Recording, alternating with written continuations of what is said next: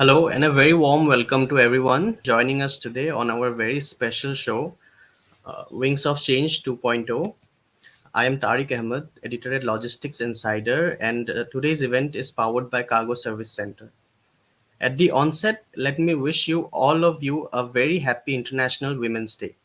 Today's show is going to talk about harnessing women power in logistics and how the industry is and can encourage female participation in all future prospects. Logistics and supply chain industry immediately generates the images of delivery persons riding with heavy bags full of our orders from Amazon, Flipkart, Myntra, etc. A driver with a desolate expression on his face in a shabby looking truck cabin, and the likes. But the part that concerns me is that in all these roles, we portray only men and not women. And why not? The industry has been a male bastion since its inception.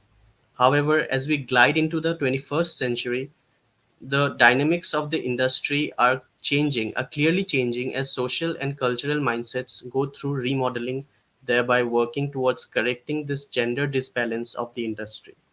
In the recent years, the parameters of this unidimensional industry have evolved to a large extent, though still hovering around a 20 to 80 male to female ratio. Women have made their way into the industry workforce at all levels, empowering themselves professionally as well as personally. However, there still remains many setbacks to overcome, many glass ceilings to be shattered, and many stereotypes to be broken.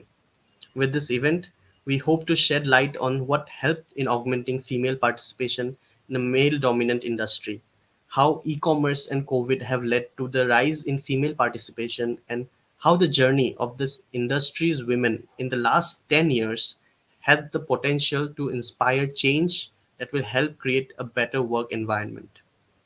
On this very note, let's welcome our sheroes for today's show. First up, we have Miss Venu Vashisht.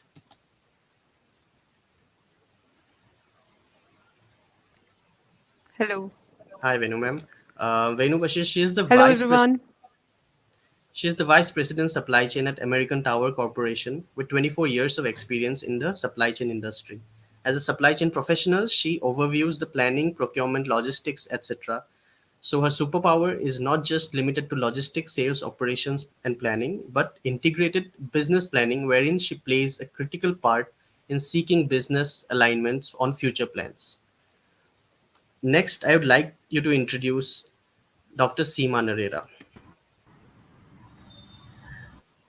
Hi, Hello, hello Dr. everyone. Seema. Dr. Seema, Hi, she is the hi SNOP Tariq. lead for special fulfillment at Amazon and also goes by the name Dr. Supply Chain in the industry circle because of her specialization in philosophy of supply chain. And she has a shining career of 15 years in the industry. Dr. Seema has worked with Fortune 100 companies like CSC, Aditya Birla Group, Starbucks, and Unilever. Her superpowers include customer service, operations, distribution planning, 3PL, cost management, supply chain consulting, and a lot more. Welcome to the show, ma'am. We are very pleased to have you with us today. I would now Thank like you, to Tariq. introduce Miss Karina Bhasin. Hello, Karina. Hello. Karina is the co-founder and COO at Even Cargo. She is a young social entrepreneur who is building India's first women-only led logistics delivery company to be a financially viable and sustainable business. She is on a mission to increase women workforce participation rate in India and make them reclaim their share of space in public spaces while challenging the social cultural gender norms. We now Let me now introduce you to our moderator for today. We have Miss Bhairavi Jani. Hello, Bhairavi ma'am. Hi, Tariq. So, Miss Bhairavi Jani, a lot of people you must know her. She is the chairperson and founder of IEF Entrepreneurship Foundation and executive director of SCA Group of Companies. This Shiro, one of the industry, like she is one of industry's most powerful women, and she is also World Economic Forum's young global leader. Bhairavi's role as group director allows her to work with multiple teams from various companies of the group. With her superpowers, she provides them strategic and operational guidance, and takes charge of new projects, joint ventures, and strategic alliances for the entire group. Um, so, before we commence the session, I would like to share a note with the audience that you can share your questions and concerns in the comment section, and towards the end we will have a quick Q&A round. So now that we have every all the beautiful ladies on the screen, let's commence this session without any further ado. Bhairavi ma'am, the stage is all yours. Please take it ahead. Thank you so much. And good evening, everyone. Good evening, Venu, Seema, and Karina. Welcome to this amazing conversation. Nothing gets me more happy and excited than seeing my fellow kind in my own sector. So thank you for making this time today. And I was wondering whether we would keep this as a conversation. I would want to start with asking some questions to each one of you as your opening remarks, and then we will go through several rounds of conversation, and then I'm sure there will be lots of questions from the audience. So I'm going to start with you, Venu, and Okay. sort of 25 years, right? I mean, it's Yeah. 22 years for me, 25 for you, and a lot has changed. I think we've all seen a massive change. uh, Yeah. when I started, people didn't think a woman and a young woman could run logistics. I even lost customers because of that. People would not give me work, but things have changed. And what kind of changes do you see? Bharvi, so good question. Actually, I would, I guess Dr. Seema and Karina would add more, but I was very fortunate when I chose to join supply chain and logistics area, and I joined company like Procter and Gamble. Procter and Gamble is considered masters in supply chain by the Gartner supply chain, survey they do every year. And there no role was barred for a woman. So if you wanted to, so I have done customs roles, I have done transportation leader role, warehousing role. What I have seen is that though India is, exploding in terms of growth, in terms of warehousing needs, that area still needs a lot of focus, from the government and defining like warehousing parks and the areas where warehousing can be done properly. Because even now, if you go to like Mumbai, Bhiwandi area, or you go to Delhi, Mundka area, you find there are so many warehouses there, but the infrastructure is pathetic in terms of the government provided infrastructure. So, but and and on the parallel side, there are these warehousing parks which have come up, especially in the Mumbai area and other areas in Indore or Hyderabad. This is a big change. I'm seeing that slowly, government is recognizing logistics as an industry. So I am part of a group in NCR which is called the CVSCL, and we are working closely with the government bodies in defining the, how should warehouse designs be, or what should be the policy changes which are required for the logistics sector.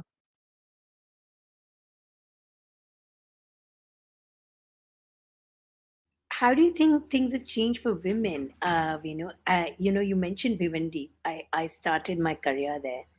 No bathrooms. There used to be Kolkata roadways, two trucks who would park in parallel for me to go to the bathroom at the warehouse. Right. Asbestos roofing. So, how do you think things have changed for women in general in terms of infrastructure? Do you see changes? I mean, you mentioned warehousing is, yes, it's a sore point, but do you see any other changes otherwise? So, in terms of changes, the acceptability is very high now. As I see, especially in the logistics industry, warehousing and transportation, because other areas of supply chain, I guess women have been there, be it quality, be it, planning and distributions requirement planning and all that. But in logistics, I have seen acceptability. When I had joined and I used to go and meet transporters, they would wonder, what are you doing here? And what do you know about the whole truck driving concept and all that? From there, and even in the warehouse, the labor standing there, the loading unloading warehouse would really ogle. They would look at you like, who is this species who has come into the warehouse? That has changed big time. And I will say this actually change has been brought about these new companies which have come in. Let's be Blue Dart or other companies who have introduced, and Amazon also, who have introduced women in their distribution centers and warehouses. Now the acceptability has increased a lot. I'm not talking about the washrooms, because that's a story which you can hear from every woman in logistics area, that how they had to really hold to the nature's call in those times, and now it has changed big time. But I'll tell you, even now when you sometimes go to customs and all that, you find that uh, government has not stepped up in all these matters, like private sector has stepped up. No, thank you so much, Venu. Uh, to Dr. Seema, or should I call you Dr. Supply Chain? That's what you're known by. Um, you know, uh, I think she's frozen. I don't think her. So I'm going to come to you, Karina, while Seema gets back. An all woman logistics delivery team. You're my dream come true. Just to prove a point, years ago when I started an automated warehouse, I had an entire shift of women, and I think I shocked the wits out of everybody, including in those days excise officers who had come for for an examination. So, how does it feel? What made you started? What did you see in the sector that you thought that this was the opportune time to start an all women delivery company? So we started with the concept of helping women reclaim their share of space in public places.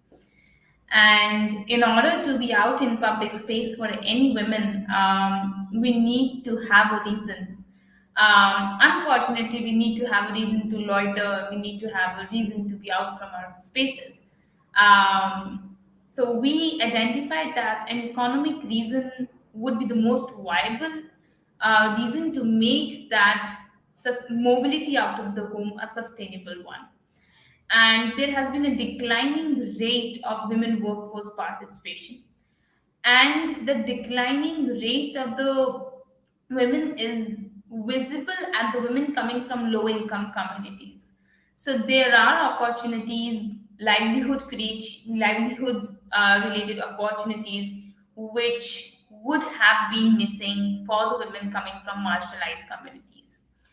And at the same time, when we were trying to create spaces more equal, more inclusive, we realized that the women who, even at a power or a privilege, does not have the privilege to have like equality, equity, and equal level of dignity with the livelihoods that they are holding.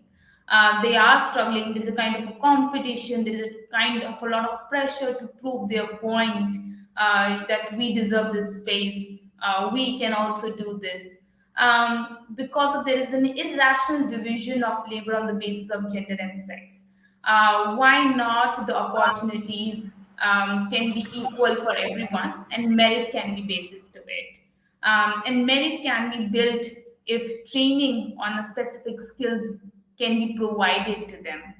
And then again, the training and the skilling part should not be divided on the basis of gender. Like stitching goes to women, and two-wheeler driving does not go to women, or the shipping does not go to women. So that's how the whole concept starts coming around. The pizza delivery started getting a boom in 2016. E-commerce was at a boom in 2016. A lot of opportunities related to livelihood was coming into the service sector, and specifically being created by logistics. And we could see that all of them going to male, and male coming from the same community, like the marginalized section of society, which we are targeting for women. So that's how the journey started, with an underlying theme of how can an economic mobility lead to the social mobility, challenging the gender norms, and then conquering them. So taking one step at a time, and it's about to 6 years now. It feels really good to not just to have an all women fleet, but it's an all women logistics company, which means my operation manager, operation supervisor, financial analyst, technical analyst, everyone is women. My shareholders, my directors, except the founder Yogesh, everyone. It's we do sometimes come across as an alien. We do sometimes come across as anti men, but there is nothing like anti men. We are just trying to make space more inclusive, and not just to keep gender equality just a fashion trend or a fashion sale that has come only for some season, but rather than to make it a movement that should keep on running irrespective of the seasons and the Women's Day like event. So yeah, doing a bit. Thank you, Karina. It's so motivating to hear what you've just said, actually. And Dr. Seema, I was coming to you. I don't even know I should call you Dr. Supply Chain. I think that's what you're known by. But all these years of experience, seeing transnationals also come to India and change operations. Actually, one of the first clients who ever told me that a woman could not do logistics was a transnational. And I laughed at him. I said, "You have all this diversity policy that's pasted on your walls. What is that good?" Do you see change? Do you see change in, as Venu was saying, in terms of acceptance, in terms of opportunity for women, not just at entry level, but also to lead supply chain functions? Yeah, yeah. So, in fact, yeah, very valid point, and Karina and Venu both highlighted on very important aspects of what has changed over the years. And of course, this change started maybe a decade ago, where the conversation started that why we shouldn't have, why women are not there in supply chain roles, and it started with doing more, so to say, harmless roles of, let's say, the planning roles, which is the demand planning, or the procurement roles, which were sort of sitting in office and not really having to go to the warehouses necessarily, or visiting remote locations. But that started building the know-how of supply chain, because if you're not entering the function, you wouldn't know anything about it. But if you're entering from some door, at least you will get to see the room, that what happens inside that, right? And yes, for many years, while I was in my initial years of career, I never had women leaders, who I was reporting to, because all supply chain leaders were men. And but the good part is, whatever it started then, that was 10 years back, now the same women have grown and are getting into leadership roles. And I would say, yes, whether it was just a policy pasted on the wall, but it pushed people to hire a few women. They liked it or didn't like it, but they had to maintain some kind of a gender balance in the teams. And today I see, at least in restaurant business, I see a lot of women who were my peers, and now they have become women leaders. And great examples, I mean, we have sitting here as well. So yes, the change has happened. It started with a little push, but like we say, a body in motion stays in motion until you stop, and body in rest stays in rest until you push it. So it was brought into motion 10 years back, a decade back, and then they have stayed in motion. And the good part is, now They would see some women do stellar jobs in their leadership roles in supply chain, where normally the conversations would go awkward if a woman enters a boardroom full of men talking about number of trolleys and trucks they have, a number of warehouses, and the locations they would talk about, like Bhivandis of the world. Now they would see that women are comfortably leading these kind of conversations. They are able to handle labor issues. They are able to go to Bhiwandi and sort out, any of those conversations which are which have a certain tone to it, where we don't assume women to be negotiating. I think it's going to change, and I see that happening at a very fast pace. I mean, if I were to just quote an example, my first role in supply chain, I was the only woman, and we were a team of 6 7 individuals. And in the last, I would say, 3 4 years, my team had more women than men. So we always had that conversation. Maybe we should also look at inclusion of men at times. So it's changing. It's changing at a fast pace, and it's very heartening to see that. Well, it's great that there's opportunity, and of course there's change. But Venu, I heard you mention about public infrastructure, right? You may Mm, do everything within the company, and yeah. there is also now Posh, and that has implications obviously in the industry, and you may want to throw some light on that. But there is also the outside infrastructure, the public infrastructure. Especially to areas which are outskirts of the city, there's travel, there's safety concerns. Um, there is a perception that logistics is a profession not safe for women, Yeah, especially when you are posted to operation sites. It's okay to do agree. it as a corporate role, but not as a operations role on the site.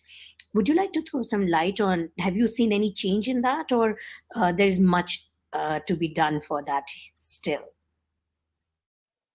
So, Barry, I would split this question a little bit and say, okay, safety for women working in warehouses, safety for women working in corporate, safety for women working in transportation area. Because two places, which is, let's say, corporate or warehouses, are fixed area where you have to go and work and come back. Transportation, you are on the move, and throughout the journey you are exposed to different issues which could happen. So I would like to first talk in terms of the warehousing as well as in terms of corporate, as you rightly said, very safe, covered with Posh. But Posh has been a big game changer, frankly, because Posh defines places of work and puts the onus on the principal employer. So whoever is the principal employer using the warehouse, that's a place of work for the women. And for the safety of the women there, whatever policies you have at the corporate level, you have to have the same policies at the warehouse level. So, in terms of implementation, if you have, because of the safety issues in some areas, if you have to provide, transportation to the women working in the warehouse from their home to the warehouse, which is a place of work, you have to do it, and the companies have been doing it. That's at least, I have been privileged enough to work in the companies which never say no to that. Second thing which happens is that since the women workforce is increasing in the warehouse, it is not one single woman who is working alone. So you always have a company, and you say safety is more in company. So if there are four women and they are working, then there is a safety. Even the factory laws provide safety that women cannot work in the warehouses beyond a certain time, and then companies adhere to it, because at the end companies also realize that if they want to increase diversity, just for the sake of diversity also, let's call it, not for the skills which women bring in, but just to show a scorecard which says, oh, good diversity and all that. But the safety in the warehouse, and they follow the factory policies, the factory act, which doesn't allow women to work beyond a certain time. It works. And most importantly, for warehousing, most of the time when you hire women from the vicinity, especially at the class where they are the supervisors, or they are the pickers, or they are the packers, or that kind of warehouse, that kind of community, and they are from the vicinity. Vicinity has a very strong bond. You know that in all the warehouses, you can hire people and you have to hire, especially Bhiwandi and all these places you look at, you have to hire 60 to 70 people from the vicinity. So the safety increases.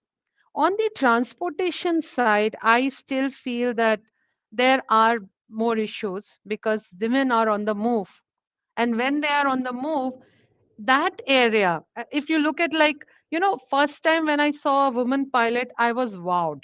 Wow, a woman pilot. I was fascinated with it. Now I enter a plane and they announce, oh, I am Geeta talking, let's say Karina Bhasin talking, I am your pilot today and I'm going to take you from Delhi to Bombay. I said, okay, whoever, doesn't matter. It's so used to it, which hasn't come on the last mile delivery till now for women in India.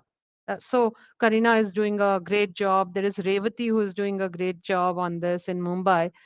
That has to come, and I think that still safety is an issue there, because again, safety, the safety issues come when people find it very novel. The other opposite gender finds it very novel, and they get attracted to it. Once it becomes a norm, then you take it in your stride, and nobody, even bothers to look at if a woman is driving or a man is driving. Oh, absolutely. And that really gets me to, Karina, like you said, the e-commerce boom kind of opened up the gates, the floodgates, if you will, for opportunity at, in the last mile delivery roles, if you will.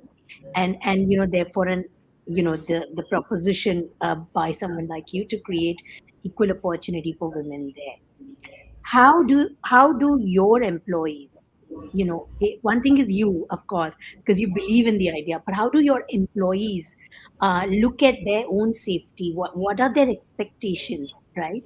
And you know in continuation of that, what kind of capacity building we need to do both in female and male employees within the sector to de-genderize, if you will, or create a more gender parity in just the outlook of how we look at logistics and supply chain. Right. Very nice question. And I have been answering it, always been like this. One mindset that we definitely have to work on is we are coming to take our share of pie. We are not taking your share of pie. So when my women enter a delivery hub, when I start an all women logistic or a logistic organization, most of the men, definitely the male associates are very supportive. They have been helping us to train to do the knowledge transfer. But at the same time, when the women comes at par to them in terms of capacity, performance, suddenly the competition comes into the play. Healthy competition is always good, but the competition with respect and less of fear builds that and sustains that environment which leads to the growth of everyone. Presently, they see these women as, oh, if these five led to 20, we might have to go off because A, the organization is very much focused on bringing more women. And second, they are anyways doing better. So, what are the weak points we can build on, like how to retain our part of thing?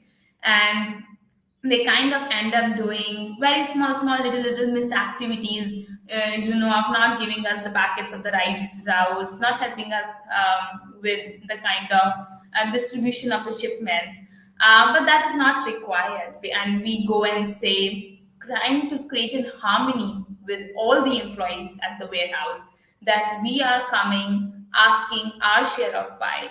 We are not taking your share of pie. Therefore, whenever in any of the hub in these e-commerce industries, for the companies, we basically make a proposition. Please let us employ the women in the workstation where you have these many surplus shipments, because we do not want men to lose on their jobs in order to get the women onto it. That's not what equality is. That's not what we are talking about. It's about balancing it. It's about just allowing them to come to your space and work at the equal level. So that's a mindset shift for sure that is required. Knowledge transferring is definitely happening. Acceptance will take its own time. I'm not saying that acceptance is required only from the male end or only from the male industry leaders. The acceptance is also required for a women leader who is going, like a belief in the self, like, yes, I'd be able to hold on to this space. I can manage, I can do it.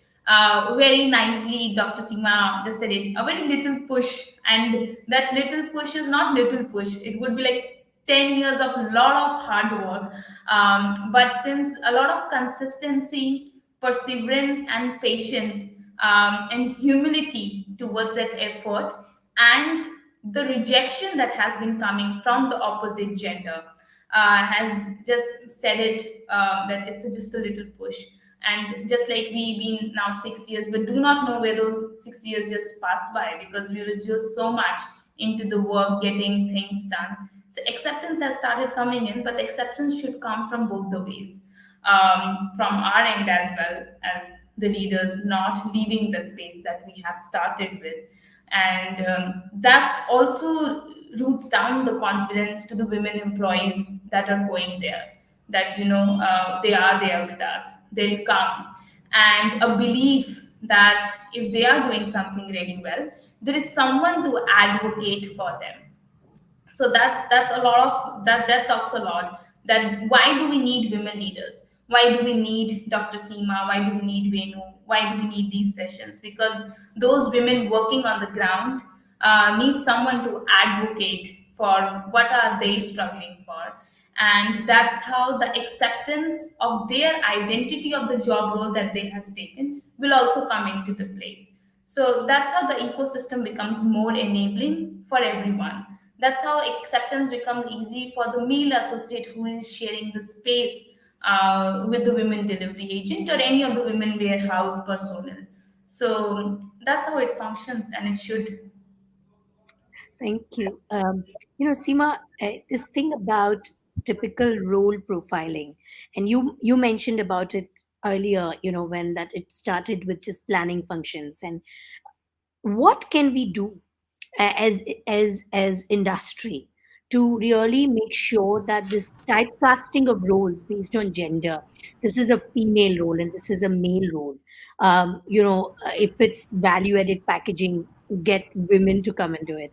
If it's piece packaging, get women to do it. Oh, but if it's loading a truck, get a man to do it. And it happens at every level, I think. um if it's a purchasing function, don't keep a woman there. There are so many of these stereotypes.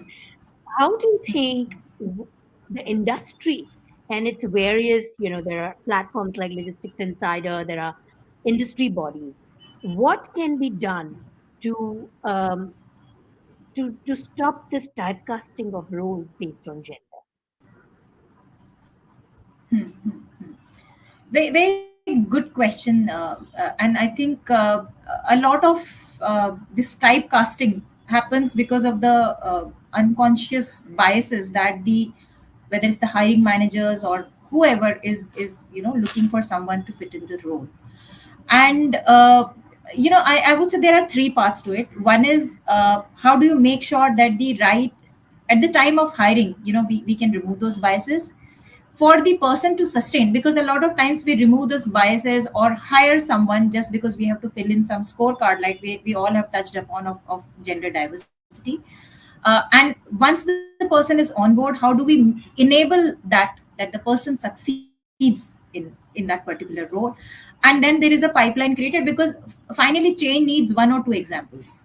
If generally it's the exception which has to be made, and then it becomes a norm.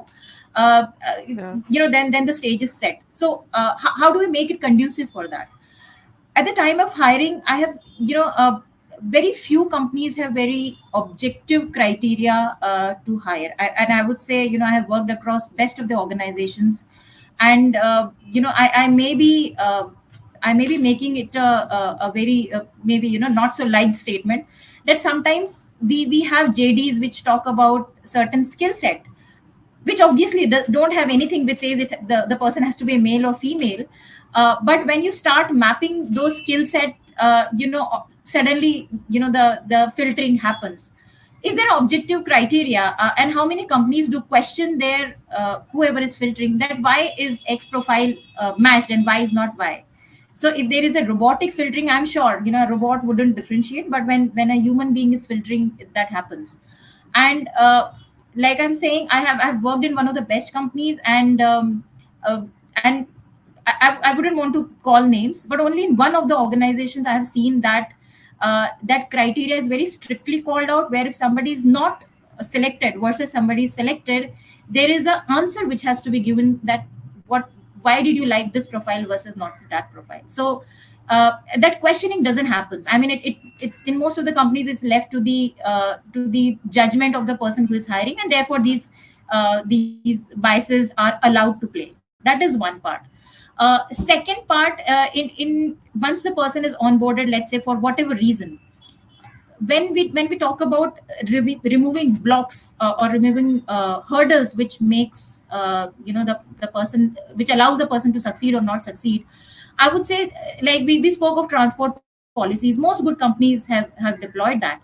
But when it comes to conversations, again, there are certain kinds of skill sets and confidence which comes into play, which, and it's not that women are not used to dealing with, let's say, a certain community of people. We all women have managed their households, they have all dealt with all rung of people. It's not that they can't get work done out of, let's say, if you say some, like, if they have to deal with labor unions, they have dealt with women workers at home as well. So uh, to make sure that they are allowed to succeed, even the environment where the bosses are supportive, where the colleagues are supportive, and if the need be, maybe even in the initial meetings, a boss or a male colleague can be there, so that it doesn't become any unpleasant conversation. But once a woman has done it once or twice in a conversation, I don't think she needs that that somebody to handhold her, or to support her. But those risks have to be taken, and how many companies are really taking that risk? That's the question. How many leaders are ready to take that risk? The question. And how do we make the environment conducive to it? Today the technology enablement, in terms of whether it's safety apps there are, or whether it's just GPS location being shared, so that you know where you are heading to, and everybody, whoever you loop in, is aware of that. Simple policies like when a female employee is dropped from a far off location to her home, before her drop off, I mean, she's not the last person who is dropped off. There is always a male colleague who's there, and then, so these are very simple enablers, but really we are all talking about women's safety. And then these therefore a lot of these gender biases are allowed to play, because they get garbed under the concern of safety. So once those are removed, then there is no reason that anybody can say, hey, I couldn't hire this person because I thought so and so. So we have once you remove all those excuses, then I think those this gender neutral roles and gender neutral profiles can be created. Very Thank you well so said. much. Actually, you mentioned about work and you mentioned about home, and that is the one thing that does separate a lot of men. Although a lot of men do work at home and share the burden of running the home. My husband does. That's how I'm able to do all the work that I do. But I know that there are many women who bear the 100% burden of their domestic affairs. Um, you know, in terms of work, and we know this is a question for you. What kind of changes we can make that allow greater flexibility and greater involvement for women? Because you do have a child at home, if you have to go and take care, and there are duties. How can we create processes, and not just at company level but industry wide, so there is acceptance of it, which allow more women to participate, whilst being able to do their duties as the primary caregivers of their families? Yeah, good question, Bharvi. And as Dr. Seema said, sometimes these unconscious bias comes into when you're defining the JD. So you, under the garb of safety or under the garb of like the difficult job of lifting heavy weights and all that, you say a woman cannot do it. And so, in terms of the support, so I'll go support by saying, okay, primary caregiver at home, still coming to the workplace, let's say a warehouse or how they are working. So if and Dr. Seema also gave an example of how women need to be dropped off if they are working late nights, and most call centers do that, right? Where they have this kind of roster that if the woman is in the car, then she's not the last one to drop off, or if even if she's the last one to drop off, she has to get inside the gate before the taxi leaves, so that the driver at least is ensuring that the woman has gone inside the house. So these kind of very simple things which need to change in an organization or industry when they look at it also. There's no going away that women is the primary caregiver. Even Bharvi, your husband may be very supportive, my husband is very supportive, but at the end that's a nature, how nature has made women. You cannot take away that from the women. So women are going to be primary caregiver. But on that part, I would say that being a primary caregiver, the social support system needs to be developed by women. So there are certain work which the companies and the industry needs to do. There are certain things which the women themselves need to do. A woman cannot say that they are primary caregiver, but I have to do everything for the child. Then how would you give time to the work, right? So if you have to give time to work and you are still the primary caregiver, you have to develop your support systems, be it a full-time maid or a creche or parents or neighbors or whoever, right? On the other side, I would feel that this 2 years or 2 years of COVID has already taught industry of how you can leverage work from home also and do great work. My economy is booming right now, even with people working from home for the last 2 years, right?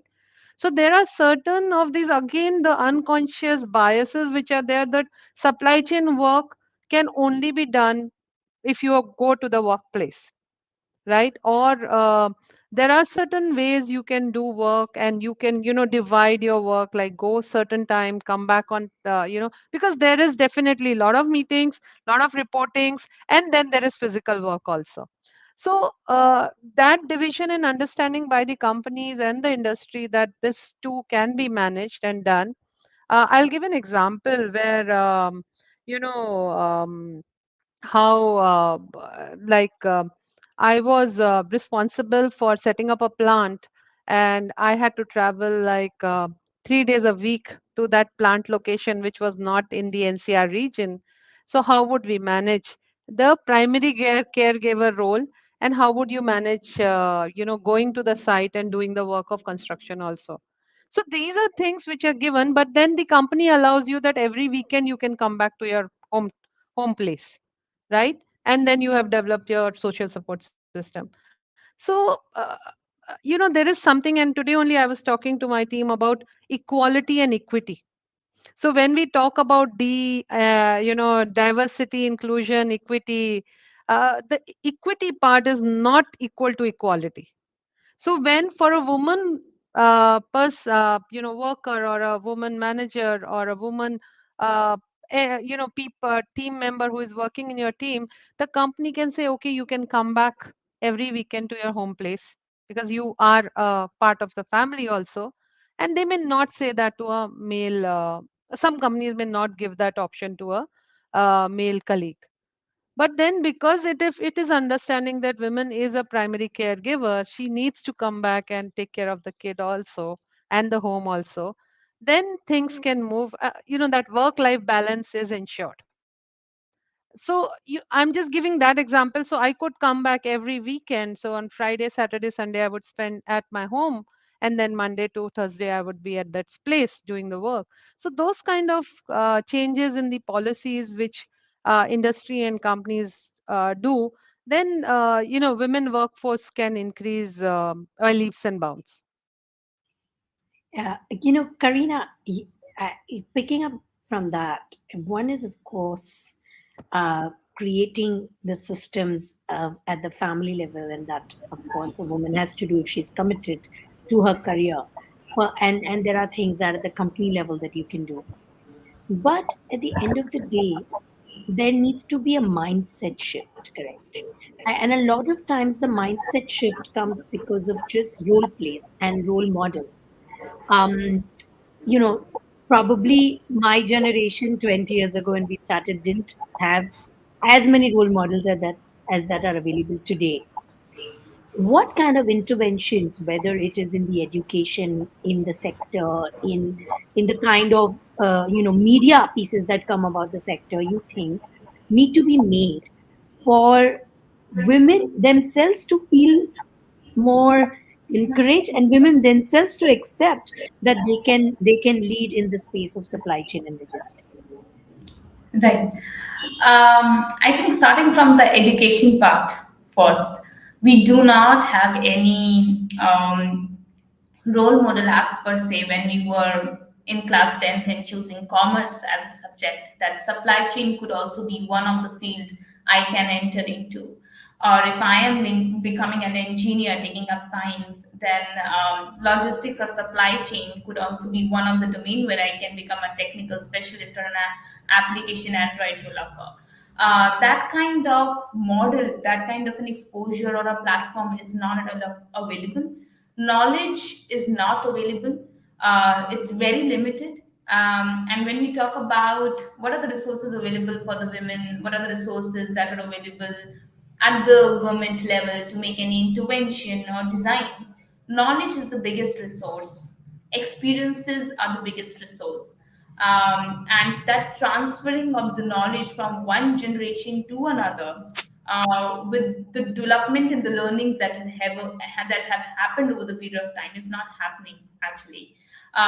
With this, for example, two models that has come up now is with the Logistics Skill Council coming up, with NAPS program, and then this Delhi government coming up with an entrepreneurship skill program starting for class 9th till 12th. These kind of things are giving students an exposure to have an on-job training, to have an apprenticeship model where they can go and see how does the work actually look like.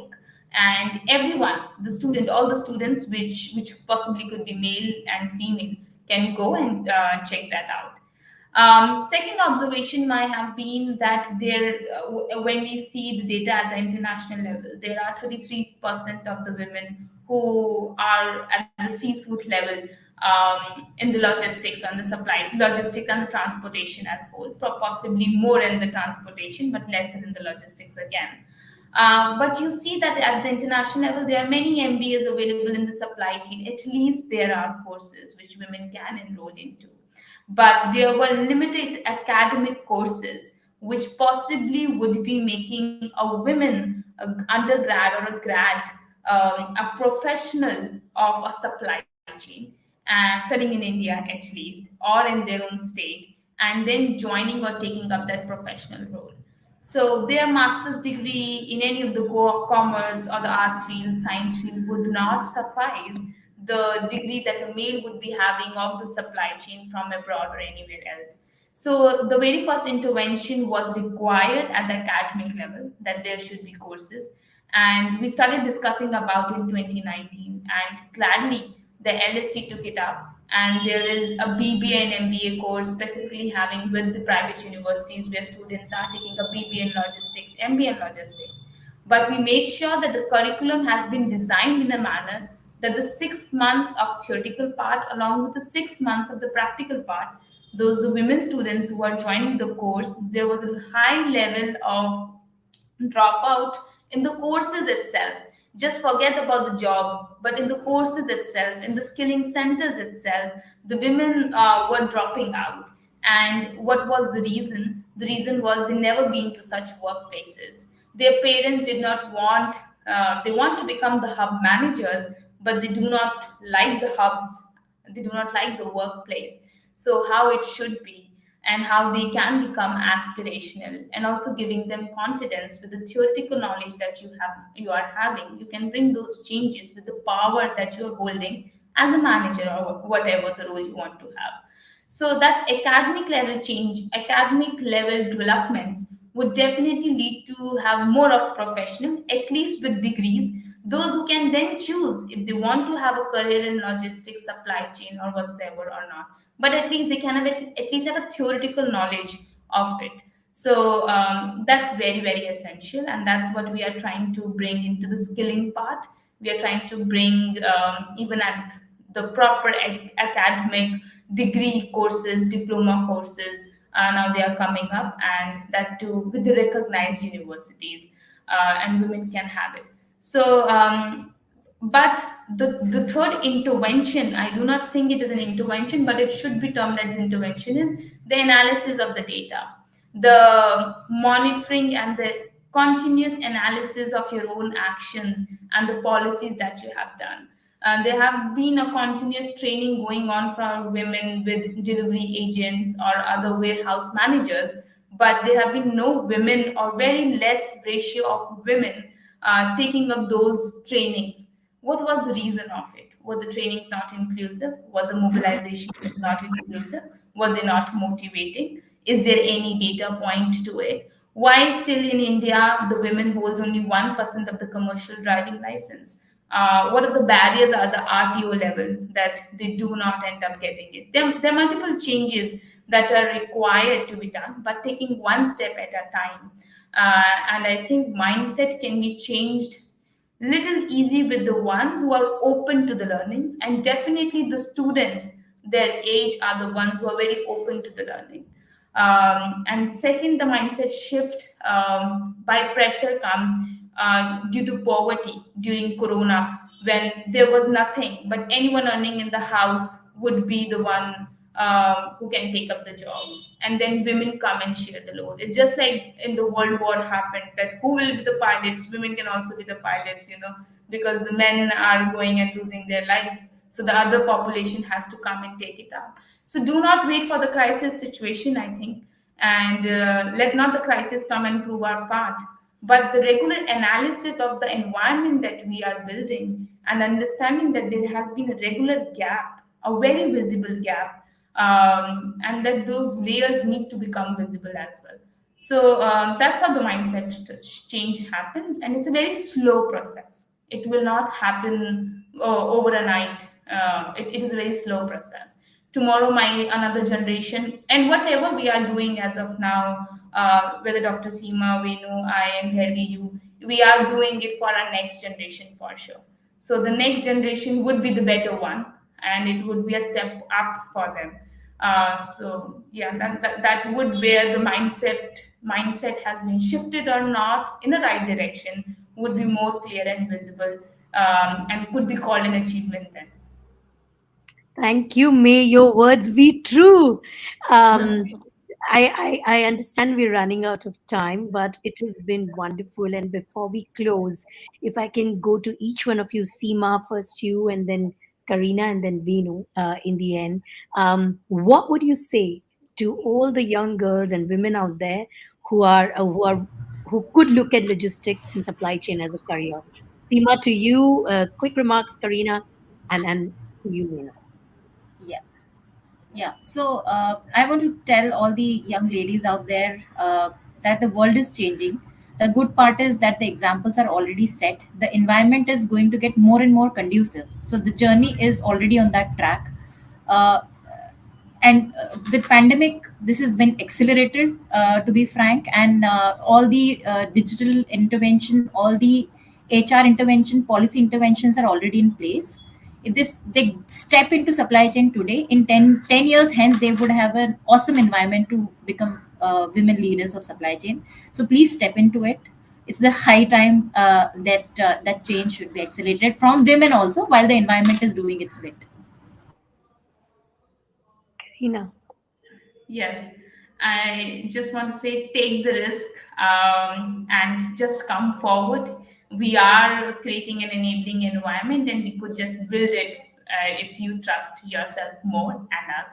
And that's how we can achieve what we are dreaming for. Thank you. And Venu, you get the last word. Okay. So for all the young girls out there, I would say if you can't take a bold step forward, take a tentative step forward. And as like Seema said, that supply chain has various areas. So go into supply chain. Be just join us planning, and then when you get explore, when you start exploring what is available, and then you realize, oh, I can do logistics also. So if you can't jump into logistics, do jump into supply chain and then move to logistics. And most important is that that tentative step has to be taken. And I believe in role modeling. If you don't find role models in India, remember Arundhati, she was the SBI chairman. She was SBI as a banking sector. She was like a, first woman to become the chairman of such a big conglomerate. Look outside India. Outside India, you would get so many examples of women. There is this a Gartner survey which says 100 most influential women in supply chain. So first of all, think about it. There are 100 women who are influential. So out of a universe of about 10,000, there would be this 100. So in India, you would get so many examples of women who are influential. I think Are best as supply chain managers. They can become best in supply chain because they have that knack from the beginning as nature has provided them. thank you. I mean, those are really inspiring words. I learned a lot today in the conversation, mind you. And my take is always that listen, this is the best job in the world. You move the world. Without you, everything shuts down. So there cannot be a more empowering position and job than being in supply chain and logistics. It's been wonderful to get to know every one of you. Sorry we couldn't take the audience Q&A for the paucity of time. Over back to you, Tariq, at Logistics Insider to close the session. You're on mute. I'm so sorry. Thank you so much. Thank you so much for this very insightful and engaging session. And I'm not, just saying it for for the sake of saying it. I was actually glued to the entire session throughout. So, uh, like it actually cracked me up when Dr. Seema said that how they have to put their minds together now for inclusion of men in their team. So it definitely is a light-hearted observation, but it is an indicator of the fact that things are changing for the better. So a large part of increasing the female to male ratio of logistics and supply chain workforce can be credited to examples set by women already in industry, especially including our strong-willed guests for today, breaking stereotypes for the roles that a woman can play, be it in the field or behind the desk. It is not a surprise when we completely accept females at different roles in of the industry, and when it comes to a point that they are not under constant pressure or competition to prove their worth and capabilities. We empower them not only in their professional life but also on their personal one. So you can imagine how it can transform a woman who has been dependent their whole life, and how in turn a woman with such confidence in herself can transform the entire industry. Chances of better profits, increased flexibility, and innovation in operations are some of the benefits that an organization enjoys when it changes to being gender diverse. With this, we come to the end of our today's show, and we shall continue to hope that the industry is more accepting, more equal, and more diverse, and lastly, safer for women. Thank you to all the speakers today, everyone, Karina, ma'am, Dr. Seema, Narera, Venu, Vashist, you guys were fabulous. And thank you, Bhairavi ma'am, for moderating the session to the truest perfection. And also a big thank you to our sponsor today, Cargo Service Center, for making this today's session possible. And last but not the least, we would like to thank the audience for your participation. Finally, I'd like to wish you all a happy International Women's Day once again. And with that, I'd like to take a leave. Thank you so much once again. Thank you. Thank Yes. you. Thank you, everyone. Thank you, everyone. Thank you. Bye bye. Yes.